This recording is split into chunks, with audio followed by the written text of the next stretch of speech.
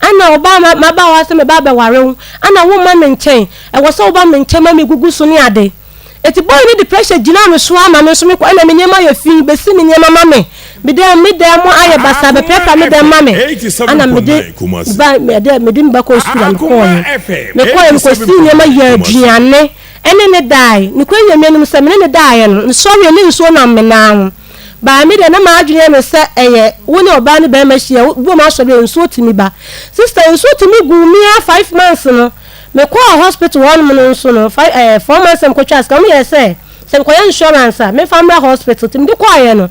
me ko hospital me ko benada me ko da no de pressure sin so na me ko to me say 6 months me say me chas kan timi ko born na mane Bitina hospital no me friend ka chere se kwaku me ko hospital and tell me 6 months me scan was you mate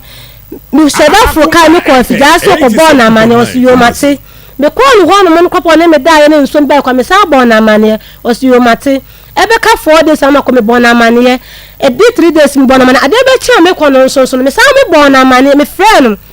boy ni di ma tem papa ka chere me say odi wa tem so ai den was him onisika woniska wade mama makwa ye insurance e de yakọ hospital one na adwuma okwoye ye no onye mesi ni nso so okwa ne nkwala o adwuma okwoye ye so because woniska ndi ese woni watema na de airport no ka kire wa huni se na ya tani o ka kire me se onisika adwuma okwoye no wonye sika no onye bia me da hospital one ana mis enti se si ye no fi de when he say beto me se sabra mis me misika se me fa ko se sika kwa mi nyina ahye na misika wusu wuni bi wase na ni bi mi konkon wia na mse hwe kwa de menam so no kwa fe dia no de waya ma na funo me afi de ma brenyi se ne ko yima me wase na se start na me ka kile won wan fi mi ana mse waya ade na chesa wupe nwowo wan eti mi kwa assessment system enti man twa scan no wusu me nsia na waka se nkonko yin nse ne ma se mama da ni ma bre ni na mi jare okay enu kura po no me call hospital one me na me call na obetwa 100 cedis no de kwasi ada me sa mi jare me koi me koi a mo hwe me na mo se pressure koso dodo eto mo di nyabi atenti a na odo nam no na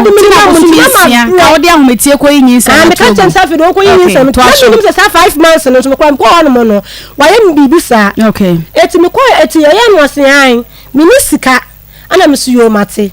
enti hon ba ni di matem ka kire me se adan Ghana hanum se ye mrasa wo so oba bia nyima boso mi bia ko hospital enye mra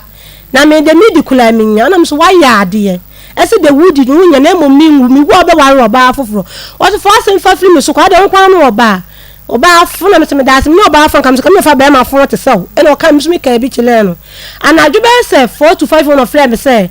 ene me ko ofle me say I have no when skate me ko hospital no me na 4 to 5 minutes midwife be no etinya me ad me cho ade chi no pass state of me ka chem sem kwa ma boa no na na ni TV asen to da kwa koji TV na be bone down